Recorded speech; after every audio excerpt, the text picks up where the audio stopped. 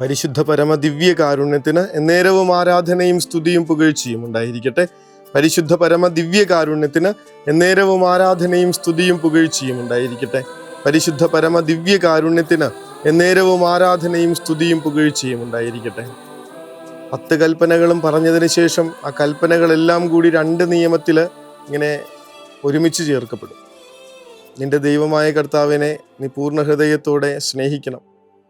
നിന്റെ അയൽക്കാരനെ നീ നിന്നെപ്പോലെ തന്നെ സ്നേഹിക്കണം. കർത്താവ് അവസാനമായി ശിഷ്യന്മാരോട് പറഞ്ഞു കൊടുക്കുന്ന കൽപ്പന അത് തന്നെ. ഞാൻ നിങ്ങൾക്കായി ഒരു കൽപ്പന തരുന്നു, ഞാൻ നിങ്ങളെ സ്നേഹിച്ചതുപോലെ നിങ്ങളും പരസ്പരം സ്നേഹിക്കണം.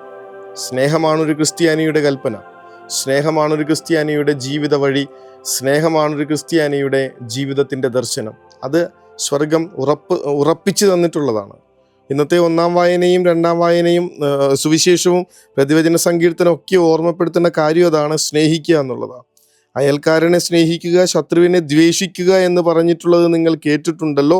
എന്നാൽ ഞാൻ നിങ്ങളോട് പറയുന്നു, ശത്രുക്കളെ സ്നേഹിക്കുക.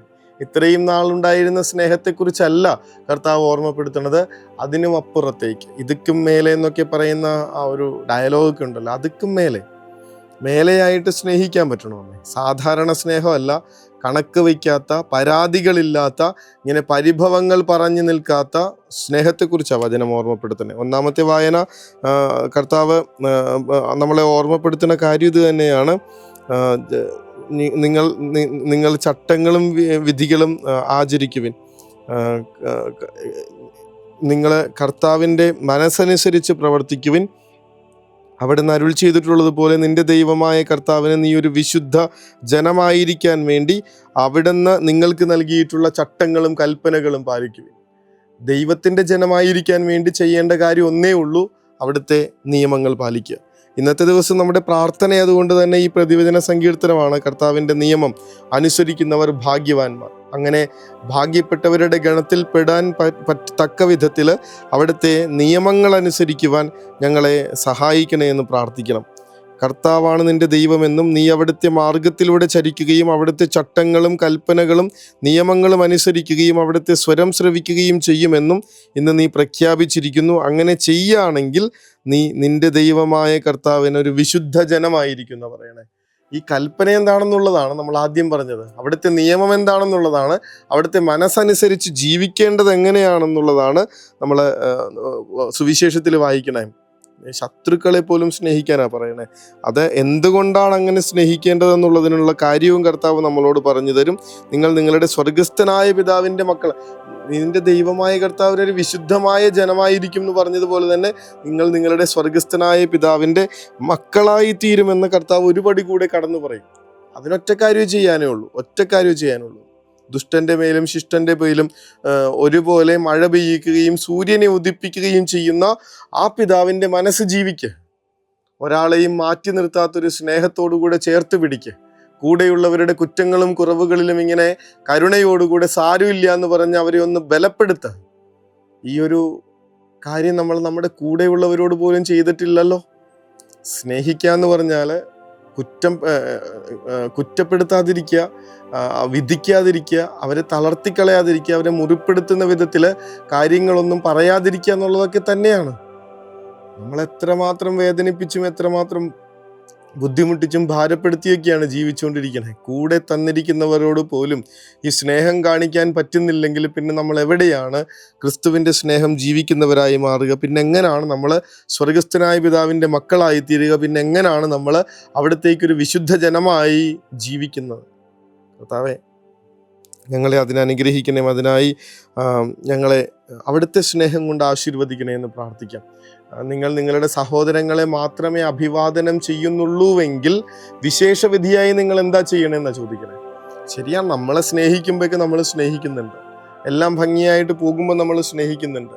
പക്ഷെ ആർക്കെങ്കിലും ഒരു കുറ്റം വന്നാൽ, കുറവ് വന്നാൽ നമുക്ക് അവരോട് ദേഷ്യപ്പെടാനല്ലേ നേരമുള്ളൂ. വീട്ടിലെ കാര്യം നോക്കിയാൽ മതി.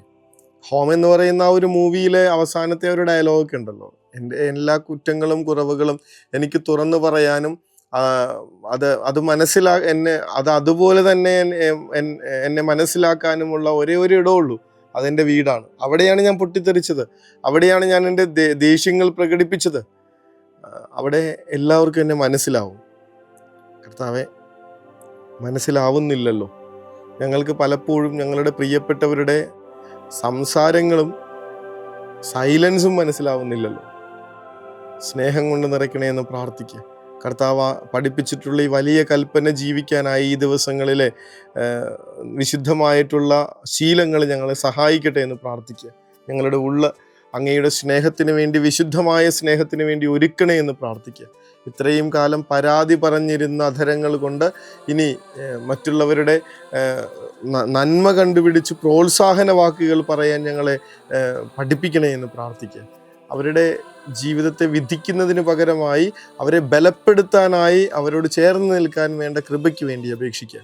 കർത്താവെ, സ്നേഹത്തിൻ്റെ പുതിയ മാനങ്ങളിലേക്ക് ഒന്ന് യാത്ര ചെയ്യാൻ ഈ ദിവസങ്ങളിൽ ഞങ്ങളെ സഹായിക്കണമേ എന്നൊന്ന് പ്രാർത്ഥിക്കണം. നമ്മുടെ കുടുംബം മുഴുവൻ ആരെങ്കിലും കയറി വരുമ്പോൾ ആ ഒരു സ്നേഹത്തിൻ്റെ ഫീല് തോന്നുന്ന വിധത്തിൽ പരസ്പരം സ്നേഹിക്കുന്ന മനുഷ്യരെ കൊണ്ട് നമ്മുടെ വീടുകൾ നിറയട്ടെ എന്ന് പ്രാർത്ഥിക്കണം. സ്നേഹത്തിൻ്റെ പുതപ്പ് പുതച്ചൊരു വീട് നമ്മുടെ സ്വപ്നമായി മാറണം. അകത്തേക്ക് പ്രവേശിക്കുന്ന ഓരോരുത്തർക്കും ഇവിടെ നിന്ന് പോവാതിരുന്നെങ്കിലെന്ന് തോന്നത്തക്ക വിധത്തിലൊരു സ്നേഹം ഉള്ളിൽ നിറയണം.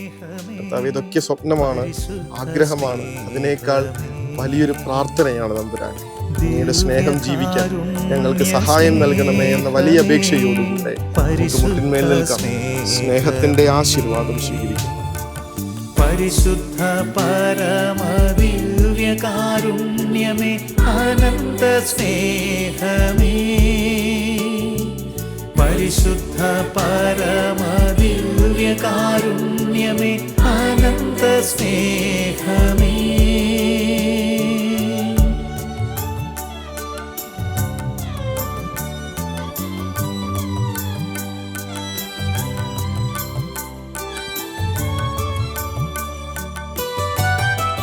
പരിശുദ്ധ പരമ ദിവ്യകാരുണ്യത്തിന് എന്നേരവും ആരാധനയും സ്തുതിയും പുകഴ്ചയും ഉണ്ടായിരിക്കട്ടെ. പരിശുദ്ധ പരമ ദിവ്യകാരുണ്യത്തിന് എന്നേരവും ആരാധനയും സ്തുതിയും പുകഴ്ചയും ഉണ്ടായിരിക്കട്ടെ. പരിശുദ്ധ പരമ ദിവ്യകാരുണ്യത്തിന് എന്നേരവും ആരാധനയും സ്തുതിയും പുകഴ്ചയും ഉണ്ടായിരിക്കട്ടെ. ഈ രാത്രി തന്നെ ഒറ്റക്കൊടുക്കാനിരിക്കുന്നവൻ, തന്നെ തള്ളിപ്പറയാനിരിക്കുന്നവൻ, തന്നെ ഒറ്റയ്ക്കാക്കി വിട്ടോടിപ്പോകാനിരിക്കുന്നവർ, അവരോടൊക്കെയും ഒരു വാക്ക് പോലും പരാതിയോ പരിഭവമോ ഇല്ലാതെ, കണക്ക് പറയാതെ തൻ്റെ ശരീരം മുറിച്ചു കൊടുത്ത ക്രിസ്തുവാണ് എൻ്റെ റോൾ മോഡൽ. അവിടെ നിന്ന് പറയുന്നുണ്ട്, നിങ്ങൾ ശത്രുക്കളെ സ്നേഹിക്കുവിൻ. കർത്താവ് അനുഗ്രഹിക്കട്ടെ.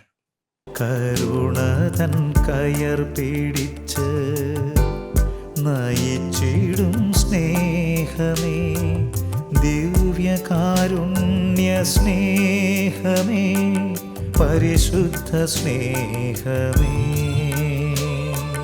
പരിശുദ്ധ പരമ ദിവ്യകാരുണ്യമേ, അനന്ത സ്നേഹമേ,